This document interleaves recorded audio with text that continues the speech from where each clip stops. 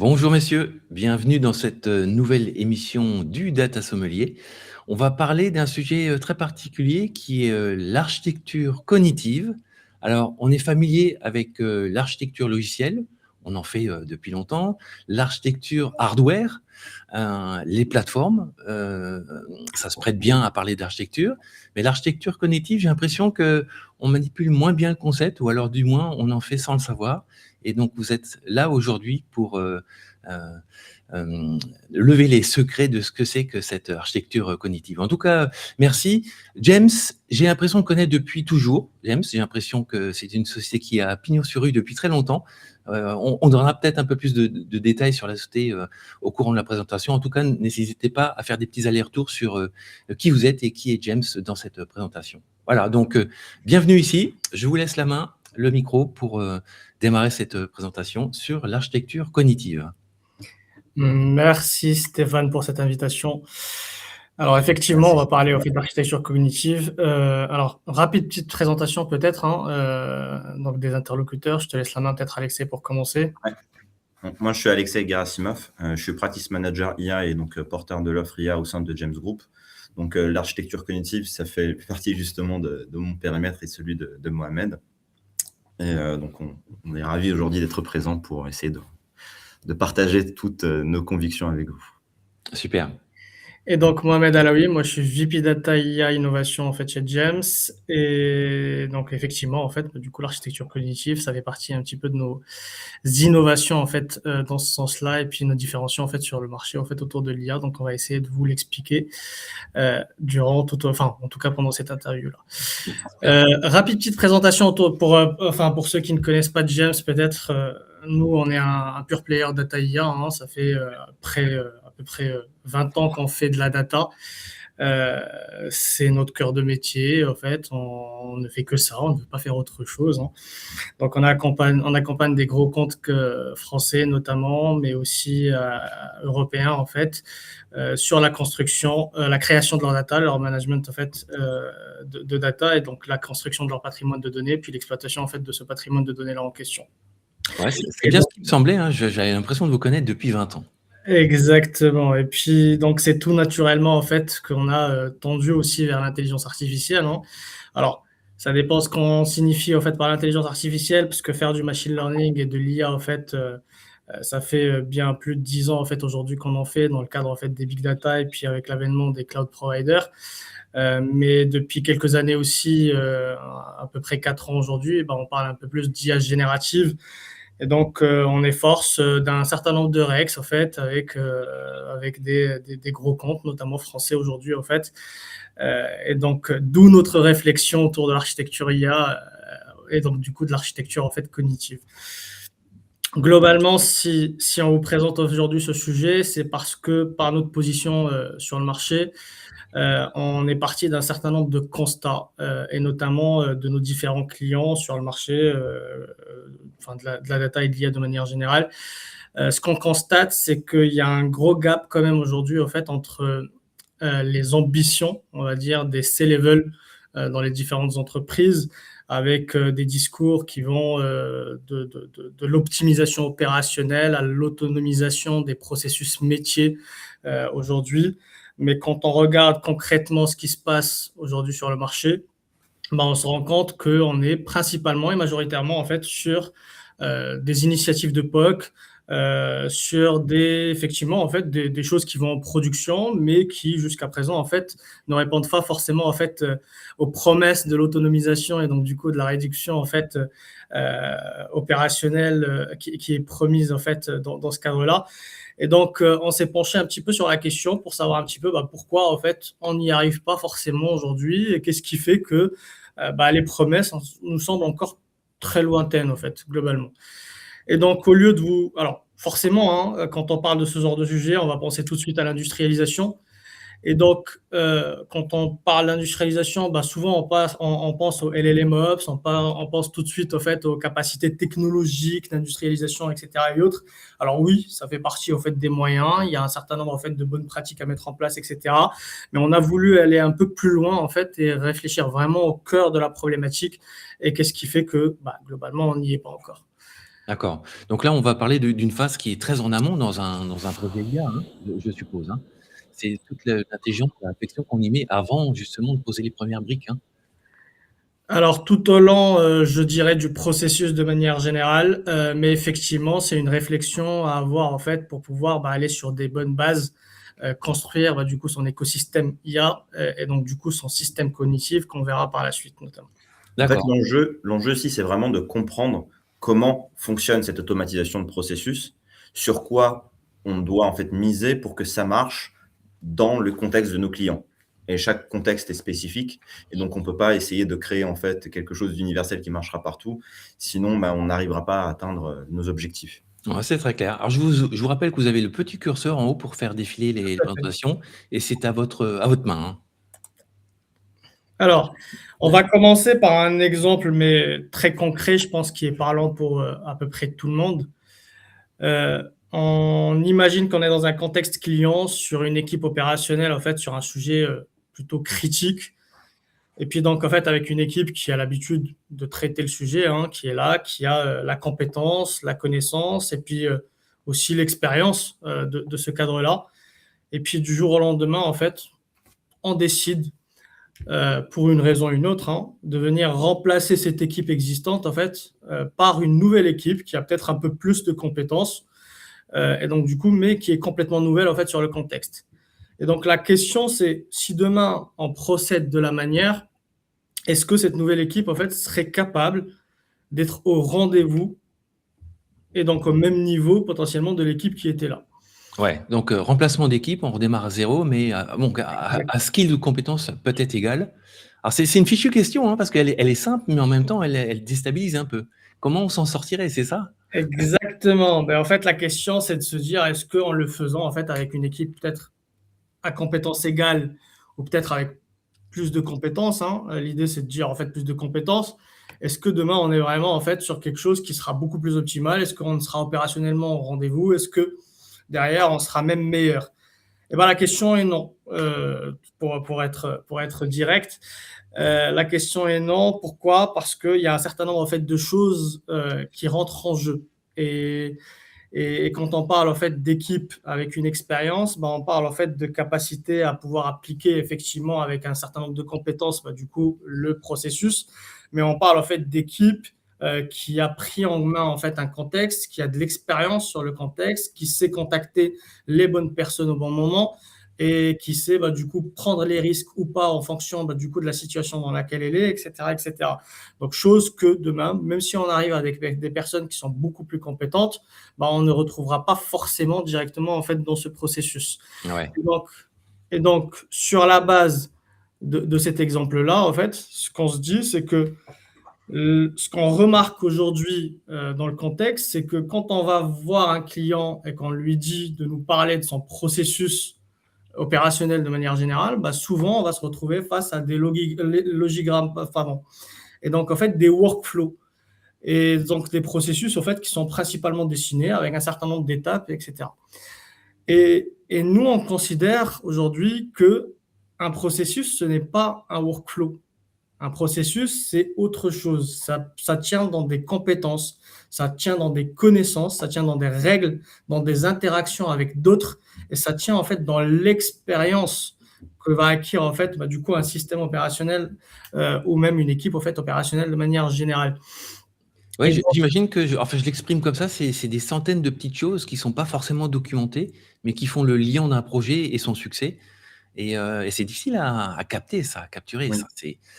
C'est l'essence même du problème, je crois. exactement, Énormément exactement. de choses sont tacites, en fait. Eh ouais, Et cette modélisation en logigramme, c'est une modélisation de la réalité et une simplification de la réalité.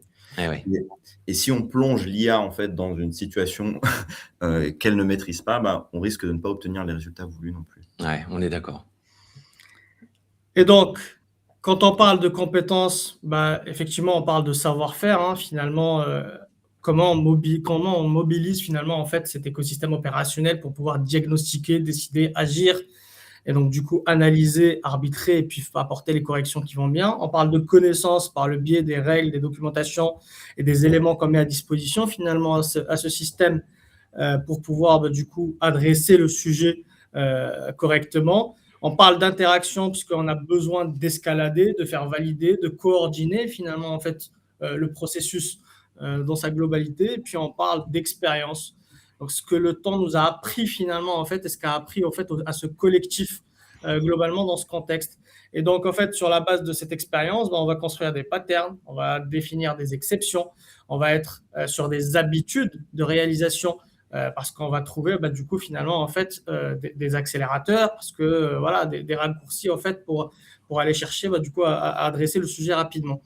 Et puis il faut bien des contrôles, puisque du coup en fait on ne peut pas se permettre de tout faire, donc il y a bien besoin d'avoir des limites, des droits, des validations, une gestion de risque, et donc du coup des no-go, une sécurité, une production en fait, et donc du coup toute la gestion potentielle en fait d'une production. Et donc le tout, c'est de se dire, OK, on a posé les 5 éléments, quels sont les moyens technologiques qu'on a à disposition aujourd'hui sur le marché? Aujourd'hui, sur l'IA, on a 3 éléments. Alors, soit on va parler de bots, d'accord? C'est-à-dire qu'on va avoir en fait dans un certain nombre de contextes, des bots, donc en fait des chatbots, etc., qui sont développés, qui sont mis en place pour pouvoir adresser et répondre à des consignes finalement en fait d'utilisateurs humains et opérationnels. Le problème, c'est qu'on n'est pas forcément en fait sur quelque chose qui va prendre de l'autonomie. On est sur principalement de l'interaction en fait avec l'humain. Le deuxième point ou la deuxième technologie possible, c'est de mettre en place des agents. Ouais. Les agents vont venir en fait répondre à une tâche dans un contexte délimité avec une procédure en fait spécifique qu'on va lui mettre à disposition et donc du coup lui définir. Le souci qu'on va rencontrer dans ce contexte, on va avoir en fait plusieurs agents qui vont se créer en fait à plusieurs endroits, et donc pas forcément d'orchestration finalement entre ces différents agents, et donc du coup pas forcément de cohérence globale. Et puis le troisième niveau en fait, c'est le système agentique. Et le système agentique, c'est donc un ensemble d'agents qui vont opérer dans un cadre en fait qui est supervisé, avec une orchestration qui est mise en place. Mais avec une forte dépendance contextuelle, c'est-à-dire que en fait, l'écosystème va procéder avec plusieurs agents qui sont spécialisés dans un contexte qu'on va leur donner, et donc du coup, pas forcément en fait une capacité à avoir une réflexion cognitive. D'accord? Et donc là, pour faire simple, mais un agent dans un système agentique demain, on lui fournit une information, il trouvera toujours le moyen de nous retourner une réponse, même si l'information qu'on lui donne n'est pas pertinente, par exemple. Ouais. Un humain, par exemple, en fait, si on lui donne une information en fait, qui n'est pas pertinente, il essaiera d'aller creuser un peu plus pour essayer de chercher l'information qui est la plus pertinente, donc du coup la plus proche de ce dont il a besoin pour pouvoir répondre correctement derrière, et avec du coup en fait une efficacité opérationnelle qui va bien. Ouais, c'est très clair, les fameux biais dont on parle depuis longtemps. Alors de gauche à droite, en termes de maturité, bon, les bots, on en fait depuis longtemps, des systèmes interconnectés ou plugués dans les systèmes web pour répondre à des facs, par exemple. Je pense qu'on on a peut-être fait évoluer le système en y mettant des RAG à l'intérieur, peut-être. Les agents, on en parle beaucoup. Est-ce qu'on en fait beaucoup en entreprise? Et puis, alors, le système agentique, est-ce que c'est pas encore un peu de la science-fiction aujourd'hui? Alors, on en parle beaucoup, je sais, il y a beaucoup de littérature, mais concrètement, en dur dans les projets des clients, est-ce qu'on en fait beaucoup? Curieux, quand même. Alors, je partage effectivement l'histoire des bots. Effectivement, ça fait un petit moment qu'on parle en fait de mettre à disposition en fait des bots qui vont se baser en fait sur un historique, par exemple, de tickets pour répondre en fait à des éléments de production, ou même en fait à des tickets de production en fait pour aller plus loin ou plus rapidement en fait sur l'adressage, par exemple, en fait des demandes en fait clients sur une application, par exemple, etc. Donc, c'est des choses en fait qu'on connaît depuis un petit moment. Basé sur des mécanismes en fait d'indexation de documents, etc. en fait à l'époque, mais effectivement ça a assez globalement amélioré avec les capacités de RAG qu'on connaît aujourd'hui. Alors nous par exemple nos premiers projets sur l'IA agentique en fait remontent à peu près 4 ans, et c'est des projets en fait de RAG sur des centaines de millions de documents en fait pour pouvoir voilà. Alors ça ne s'arrête pas forcément qu'à du bot. Mais déjà, en fait, quand on a lancé en fait, ces premiers projets il y a 4 ans, et on a commencé en fait, à adresser aussi des agents. Donc des agents qui, par exemple, dans un contexte, pour pas citer le client, hein, mais dans un contexte en fait d'un industriel, sur la base de plus de 200 millions de documents, on a réussi à créer des agents qui étaient en capacité, du coup, sur le corpus de données global de l'entreprise, de faire les réponses à appel d'offres en fait de cet industriel notamment, par exemple. D'accord. Voilà. Et sur les systèmes agentiques, non, je pense qu'on y est. On commence à avoir vraiment du concret sur le sujet. Mais encore une fois, en fait, dans la limite des dépendances en fait, contextuelles et donc du coup, en fait, de ce qu'on essaie de raconter en fait, depuis tout à l'heure en fait, sur le cognitif, on accompagne des entreprises, encore une fois, hein, pour ne pas citer les noms, dans le secteur télécom, un des plus gros, hein, on a complètement en fait, autonomisé le processus RH de cette entreprise avec des systèmes agentiques, en fait, avec des agents qui sont spécialisés dans l'accompagnement RH dans sa globalité, en fait, auprès des collaborateurs de cette entreprise, notamment, par exemple. D'accord. Je me permets de... Vas-y. me permettre d'enrichir un petit peu cette réflexion parce que beaucoup donc de systèmes agentiques dont on entend parler sur le marché ne sont pas vraiment des systèmes agentiques, mais plus un empilement d'agents. C'est-à-dire que ça va être des différentes entités qui vont agir sur un certain nombre de tâches, mais qui ne sont pas justement forcément coordonnées.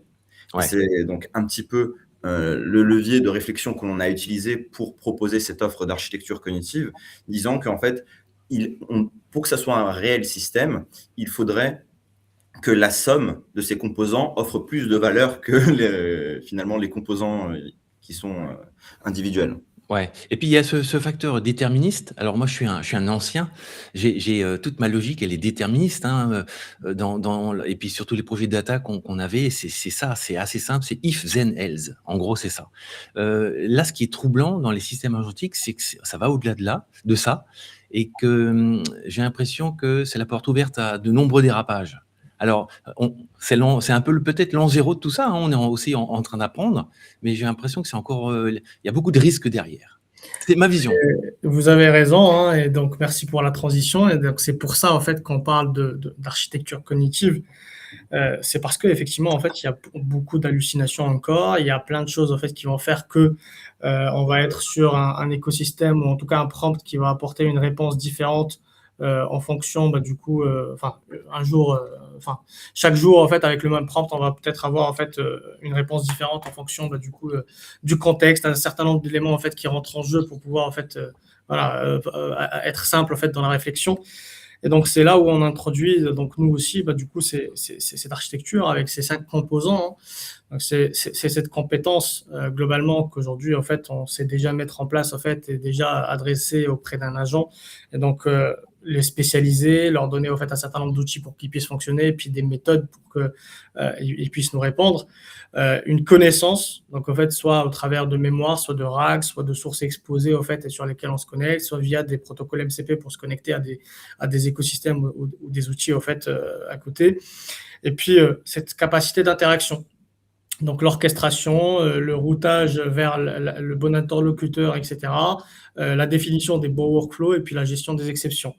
Et puis l'expérience. Et j'insiste en fait sur cette capacité d'expérience parce que c'est là en fait où on va avoir un mécanisme au fait qui a cette réflexion un peu à l'humaine, hein, donc du coup cognitive, et qui va pouvoir sur la base de son expérience, donc en fait sur la base en fait des interactions qu'il va avoir avec l'humain tout au long de son implémentation, apprendre et donc devenir en quelque sorte un agent senior en fait, et qui a pour capacité donc d'adresser beaucoup plus précisément, de manière beaucoup plus stable aussi, des réponses en fait opérationnelles, et donc apporter cette fiabilité au fait finalement au processus.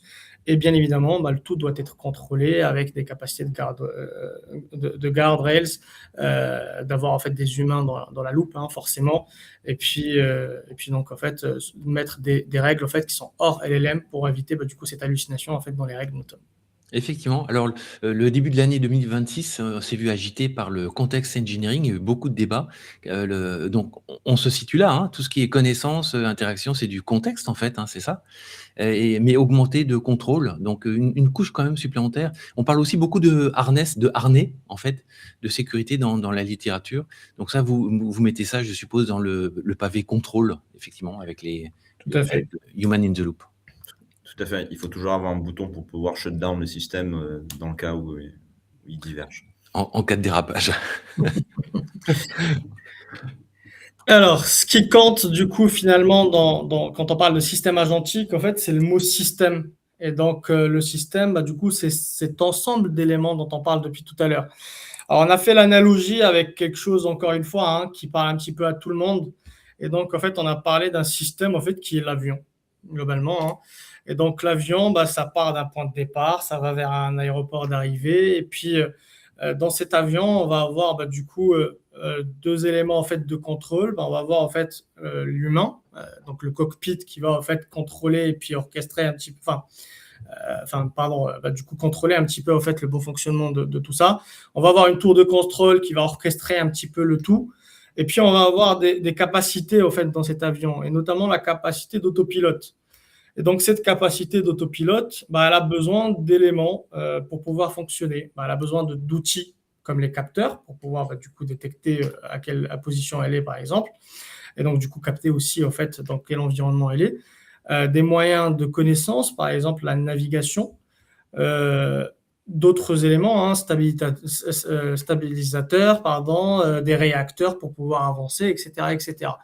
Et donc, la question qu'on te pose, Stéphane, et puis qu'on pose aussi, en fait, à toutes les personnes qui vont regarder cette vidéo, c'est demain, si on vous dit que vous allez monter dans un avion, mais qu'il manque un des éléments, en fait, qui est à l'écran, est-ce que vous le prenez, cet avion? Clairement non, hein, je pense pas, hein. C'est clair que, sans aucun doute, non. Voilà, donc, Ouais. donc effectivement, donc je pense que naturellement ou tout naturellement, je pense que personne ne prendra un avion si à un moment, en fait, on lui dit, on n'a pas de tour de contrôle ou on n'a pas de capteur, et cetera, et cetera. Et le problème, c'est que ce qu'on rencontre aujourd'hui sur le marché, vis-à-vis des systèmes agentiques, c'est exactement ça. C'est-à-dire qu'aujourd'hui, on positionne et on met en fait dans les entreprises des systèmes agentiques où on va avoir des éléments manquants dans les 5 en fait, piliers qu'on montre en fait en bas, hein, donc la compétence, la connaissance, l'interaction, l'expérience et le contrôle. Alors, au minima, un des éléments en fait sur le marché. Et donc, c'est là qu'on va faire le parallèle avec l'IA. Donc, je te laisse la main, Alexei. Parce que le principe ici, c'est quelque chose qui est simple. C'est-à-dire c'est un process, on veut aller d'un point A à un point B. Et en fait, ce que l'on voit, que malgré tout, pour un process aussi simple et qui est maîtrisé depuis maintenant donc, des décennies et des décennies et des décennies, on a besoin d'avoir en fait ce triptyque qui est donc les capacités. Donc, ça va être les capacités techniques. Donc, dans notre cas de la data, ça va être les capacités IT. On va avoir des instances de gouvernance externe parce qu'un système en fait qui n'est pas observé, c'est pas un système fiable, et un être humain pour finalement interagir, monitorer le comportement direct de celui-ci, pour être en capacité justement de le shut down si quelque chose ne va pas. Cependant, Ouais, très clair.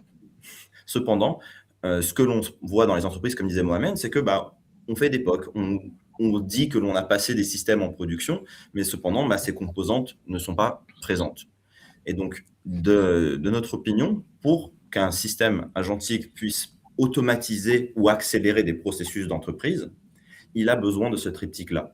Il a besoin d'un orchestrateur qui va du coup superviser les communications et les actions faites par ses agents, donc les agents donc, de captation, les agents de supervision, les agents donc, d'arbitrage et également d'apprentissage. Et il aura besoin de l'être humain qui va contrôler son système, il aura besoin d'un centre de gouvernance externe. Et pour pouvoir marcher de manière correcte dans le contexte de l'entreprise, on a besoin d'acquérir les connaissances, donc les procédures, l'outillage, les fiches métiers, les fiches de poste nécessaires aujourd'hui pour pouvoir interagir avec ce processus, savoir à qui je dois m'adresser, à quelle base. Par exemple, si aujourd'hui on perd la connexion Internet, à qui je m'adresse, où est-ce que je vois ça dans un logigramme au sein des entreprises? C'est pas toujours le cas. Comment est-ce que je fais en sorte, de pouvoir arbitrer sur une certaine interaction qui a été faite parce que, les exceptions, existent toujours au sein des entreprises. C'est-à-dire que ça peut être une vente, ça peut être, un geste commercial. Tout n'est pas toujours écrit, mais pourtant, heu, ça a du sens du fait de l'expérience de justement attribuer ce type, d'interaction sur des cas précis et donc, les contrôles, métiers, les contrôles également techniques et les alertes qu'on a besoin de mettre en place pour rendre ce système opérant. Et c'est ça qu'on appelle l'architecture cognitive. C'est-à-dire qu'à chaque fois qu'on interagit avec le process, quel est cet ensemble d'éléments dont on a besoin pour le rendre vivant? Ça me rappelle un petit peu l'époque des BPM, les Business Process Management. Exactement. Je pense que c'est très lié, hein, ça on peut calquer, Oui, l'approche, enfin cette approche cognitive à ce qu'on faisait à l'époque, en termes de BPM, hein. oui. Connaître les métiers, les connaissances et cetera et puis relier ça à un système complet de contrôle. Sauf que le BPM, ne prend pas forcément en compte le tacite. Ouais, C'est-à-dire que c'est-à-dire que c'est pas quelque chose que l'on formalise dans le BPM et pourtant, ça fait partie de notre quotidien. Ça fait ce partie de la seniorité d'un profil et ça fait partie de son efficacité. ce qu'on aurait peut-être dû faire à l'époque. On Oui, aurait dû, aller jusque-là en fait. C'est vrai. tout à fait. Ouais et Et c'est peut-être aussi parce que l'AI maintenant, permet d'aller plus vite, plus loin et en profondeur que cette couche-là enfin devient évidente en fait, hein. bah, elle devient évidente et maintenant on est en capacité de la processer. Parce que maintenant, lorsque l'on est en train d'interagir avec un système agentique, il a en fait les capacités de répondre à D'accord, votre tacite et donc de le capter et donc de construire la connaissance et la mémoire autour de celui-ci. on est d'accord. OK. Mais donc du coup, pour qualifier cette architecture cognitive, eh ben, on a besoin d'avoir une vision globale du système que l'on doit construire. Et donc on a designé, chez James une méthodologie donc, de cadrage permettant de venir en fait extraire ces informations. Donc de venir en fait cartographier le réel avant de pouvoir déployer un système agentique. Ouais, on en revient aux fondamentaux, la découverte des assets, de ce qui fait la richesse d'une Exactement. entreprise et le mettre noir sur blanc et je pense que c'est une opération, on a toujours voulu faire ça, on essaie de le faire plus ou moins et on est plus ou moins, chanceux sur ces approches. Tout à Parce que fait, c'est un problème humain derrière, hein, il toujours. faut délivrer enfin l'information, il faut que l'équipe impliquée, veuille bien participer, donner l'information, remplir les métadatas et ça reste un point fragile, hein, j'ai l'impression. Mais Je moi, pense, ouais, je pense qu'en fait, ce qu'on rencontre, c'est qu'on est en fait globalement tous un peu, enfin, pris dans le mécanisme un petit peu de l'innovation en fait autour de l'IA et de ce que ça peut apporter en fait globalement en termes d'autonomisation, et cetera. Et ce qui nous fait un peu oublier de manière générale en fait, bah, du coup, les principes de base. Et ce qu'on souhaite nous, au fait, remettre au regard un petit peu de tout le monde, c'est voilà, l'un n'empêche pas l'autre, en fait, et il faut surtout pas oublier finalement en fait les principes de base qui sont bah, du coup historiques, qu'on connaît tous, hein, qui sont peut-être pas visibles de tout le monde parce qu'en fait c'est habituel, et donc en fait on le fait mais sans s'en rendre compte finalement, hein. Et donc du coup le tout c'est de venir en fait optimiser ça via les technologies qui sont proposées aujourd'hui sur le marché, et pas forcément venir remplacer finalement en fait quelque chose qui est finalement naturel et le patrimoine finalement d'une entreprise. Très clair. aujourd'hui Aujourd'hui, beaucoup utilisent en fait les agents dans leur quotidien déjà. Donc les chatbots, tous les produits d'Anthropic, les produits d'OpenAI, les produits de Google et du coup, sont déjà en train en fait de donner un petit peu ce tacite et de cette connaissance humaine, au système. Sauf que c'est pas quelque chose que l'on exploite aujourd'hui et encore moins dans les entreprises et dans les secteurs industriels.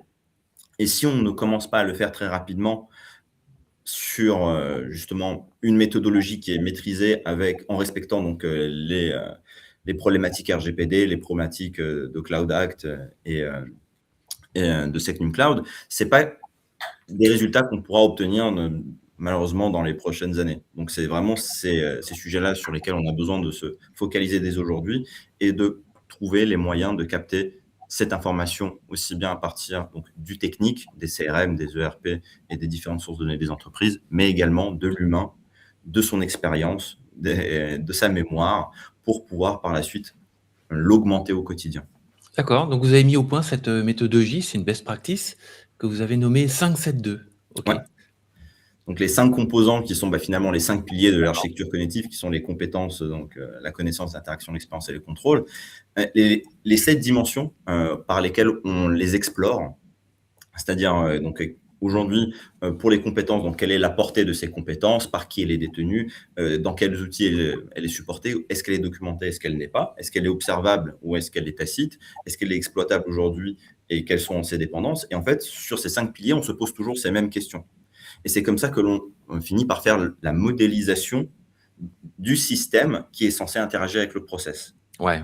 Bah, je pense que bon, c'est clair qu'on est quasi obligé de passer par là si on veut une pertinence dans les projets, hein. Je pense que ne pas faire l'inventaire de ce qu'on a et démarrer comme ça from scratch, c'est très risqué, j'ai l'impression. Alors, cette méthodologie, elle a le mérite d'exister. Est-ce que les clients ont le temps d'y aller dans un projet? Parce que j'aime bien résumer les choses. Les clients, ils aiment que la soupe soit chaude et servie à l'heure. C'est tout ce qui leur importe. Mais tout le travail en amont pour faire ça, c'est pas leur truc. Ils veulent un clé en main. Et j'ai l'impression que c'est pas du tout un clé en main, ça. Ouais, C'est du bah, travail. c'est un peu pareil. Vas-y, En fait, Alex. ça va dépendre de la taille du processus. C'est-à-dire que Ouais, c'est en effet un périmètre assez large à couvrir, mais ça ne veut pas dire qu'on a besoin de commencer par le processus le plus complexe de l'entreprise. bien sûr, On d'accord. a besoin de montrer que la méthodologie marche et que par la suite, elle passe à l'échelle. Le but ici, c'est de ne pas créer des silos. Parce que si on crée un système agentique pour un process d'une part, un autre système pour d'autre part, le jour où on a besoin qu'ils interagissent, ça ne marchera plus. Et Ouais, donc, du coup, on a créé en fait de la dette technique à l'ère d'une nouvelle révolution technologique, ce qui est un petit peu dommage. ouais. Donc, le but ici, c'est vraiment de partir d'un processus qui est plutôt simple, qui est maîtrisé, donc le plus cartographié possible, où les réponses à ces questions sont les plus évidentes possibles. Ouais, c'est ça. Et Donc ça, un c'est use case précis peut-être. voilà, exactement. Et Ouais, c'est des retours d'expérience que l'on a déjà de la d'accord. part de nos clients. Ouais, effectivement. Moi, ça paraît, enfin, le Big Bang, j'y ai jamais cru, hein, qu'une société se Mmh, remette à repenser 100% de ses processus d'un coup. Je c'est pense que c'est sûr. pas possible, on peut pas se le permettre. Mais une approche par domaine ou par use case, ça paraît beaucoup plus digeste. Tout à fait.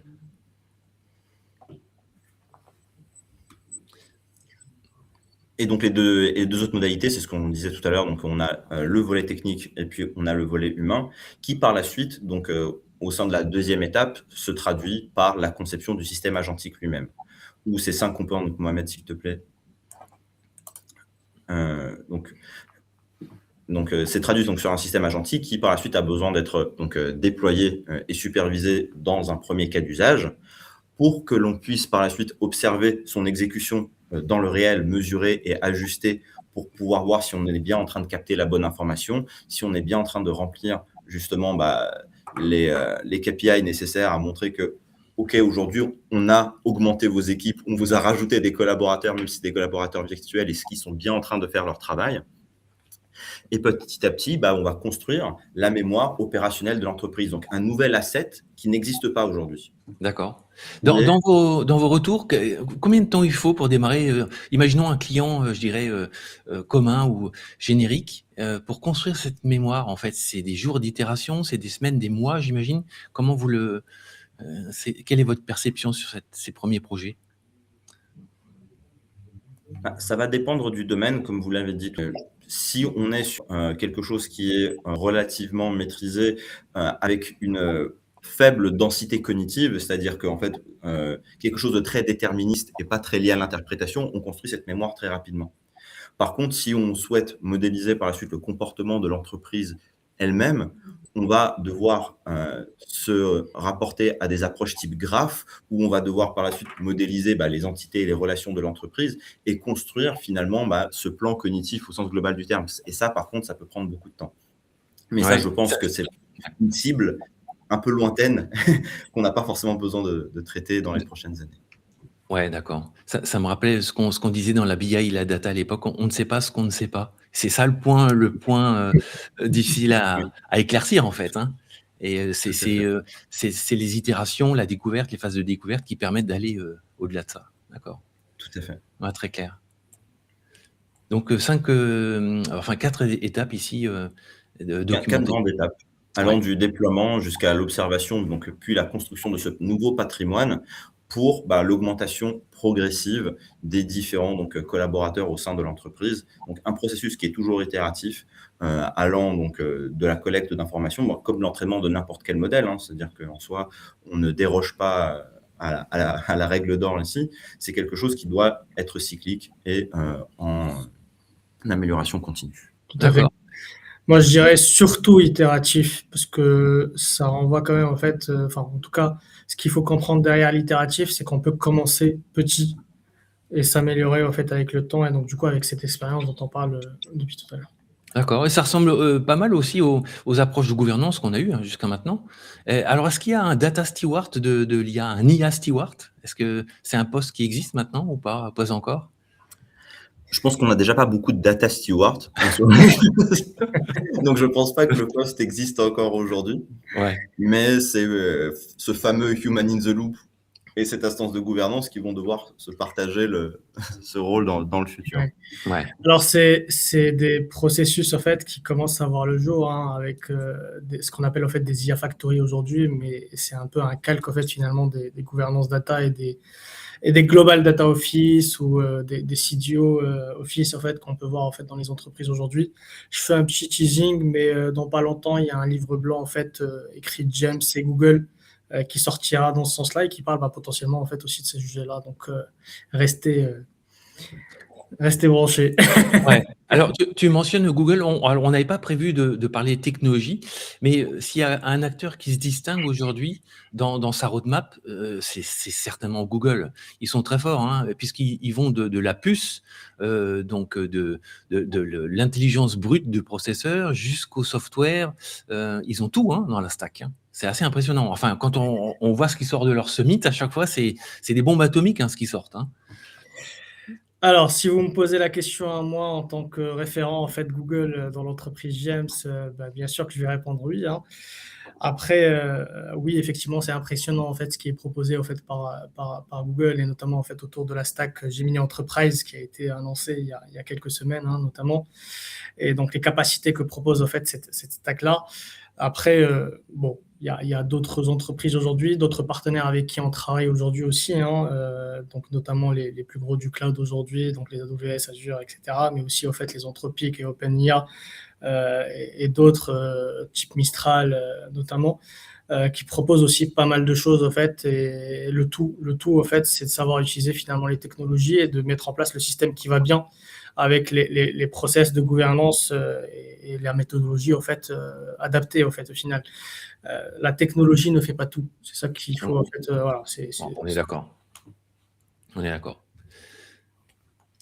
Moi, je crois que, écoutez, messieurs, je crois qu'on arrive sur la fin, non? Il y avait peut-être un slide de conclusion, il me semble, hein. Quand faire ce premier pas? Ça va dépendre de vos processus. Ouais. Et donc, nous, on se propose de venir en parler avec vous, de venir chez vous donc 1 heure pour analyser un de vos processus autour d'un atelier. D'accord, c'est une découverte en live avec les clients. Exactement. L'idée, c'est de comprendre un petit peu où vous en êtes. C'est du coup de faire un petit audit finalement, hein, rapide, ou en tout cas une première analyse qui nous permet du coup, en fait, d'adresser au mieux et au plus adapté, en fait, du coup, le sujet en fonction du contexte, de ce qui est déjà en place, etc. Ouais. Le message, en fait, s'il y en a un, en fait, sur lequel on peut finir, en tout cas, sur lequel on peut conclure, nous, James, c'est que globalement, en fait, sans le cognitif, en fait, ce qu'on a tendance à faire, c'est d'accumuler du coup des agents, hein, dans l'entreprise. Avec ce système, en fait, cognitif, on construit des systèmes, et donc du coup des vrais systèmes agentiques, et donc du coup des systèmes, en fait, opérationnels qui, pour le coup, adresseront dans une fiabilité vos sujets opérationnels. D'accord. Comment vous faites pour vous tenir à jour? Parce que l'actu, c'est quasi tous les jours qu'il y a des nouveaux trucs. Alors des nouveaux LLM, OK, on est habitué à ça depuis 2 ans maintenant. Le LLM version 2 qui est vachement meilleur que le version 1. Mais bon, c'est peut-être pas ça l'important, mais dans le monde des agents, on a vu l'explosion de OpenClaw, remplacé par Hermès. Et puis maintenant, j'ai récemment vu Odysseus qui serait encore mieux. Comment on fait pour se tenir informé. Alors, je sais ce que je fais moi de mon côté, mais ça me prend un temps fou. J'ai pas le temps de tout tester, mais c'est un boulot à part entière, j'ai l'impression. Bah, en soi, moi, j'ai des équipes qui sont donc dont une partie du temps est dédiée à l'exploration de ce type d'outillage. C'est-à-dire que chez James, on accorde donc du coup à nos consultants donc une partie du temps pour monter en compétence sur l'ensemble des outils du marché. On crée des équipes, on crée des communautés qui Ouais. par la suite partagent en fait cette information autour de retours d'expérience, permettant en fait à tout le monde et notamment à moi et Mohamed de rester à jour grâce à justement cette expérience accumulée autour de l'ensemble de nos collaborateurs. Ouais, d'accord. Donc travail collectif que vous repartagez en interne, ouais. Tout à fait. Et puis l'idée, c'est pas de se suffire en fait de ce que nous offre le marché, c'est aussi de l'alimenter ce marché-là, hein. Et donc pour l'alimenter, le prérequis, c'est d'être déjà à la page effectivement, et sur Ouais. la base de ces éléments-là, du coup proposer en fait de la valeur ajoutée aussi. Donc voilà, par les forces des choses, en fait, on est obligé de se tenir aussi au courant. Ouais, une dernière petite question d'actualité. Vous avez vu que le prix du token est redevenu un vrai prix, c'est-à-dire que on consomme, on paye, on consomme plus, on paye encore plus. Est-ce que ça va pas remettre un petit coup de frein à tous ces projets? Parce qu'il va falloir redimensionner, enfin ces aspects FinOps sont hyper importants. Est-ce que Alors c'est pas un peu la douche froide? je pense qu'on va devoir commencer à se poser la question de quel outil on utilise pour quel usage et pour quel type de tâche. Parce qu'aujourd'hui, on a tendance à surdimensionner les Ouais, produits que l'on utilise pour nos processus. Maintenant, donc, on va devoir s'intéresser à l'IA frugale, peut-être les SLM, voir comment est-ce que l'on peut faire tourner certains modèles d'inférence, peut-être sur du CPU et non du GPU, pour un certain nombre de tâches où finalement le résultat est 95% le même. Donc, c'est ce type de questions qu'on va devoir se poser très rapidement si on veut rendre l'automatisation des processus viable, en France notamment. ouais. Est-ce qu'on peut imaginer un retour à l'on-prem? Dans les années 2000, les designers avaient leur propre workstation, donc des gros PC de l'époque, hein, avec de la RAM, enfin beaucoup de RAM et des CPU, au-delà du commun, je dirais. Est-ce qu'on n'est pas en train d'imaginer peut-être le retour des workstations, IA, Alors, IA LLM? l'on-prem, peut-être pas tout de suite, vu le prix de la RAM, tout le monde n'est pas en capacité de se le permettre. Mais par contre, le cloud souverain, potentiellement.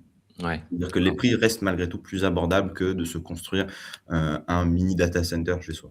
Ah d'accord. Tout Bon, à en tout fait. cas, j'ai l'impression que, voilà, on n'a pas le temps de s'ennuyer en ce moment et ça va C'est pas sûr. s'arrêter. C'est sûr. En tout cas, merci messieurs pour ce brief très clair.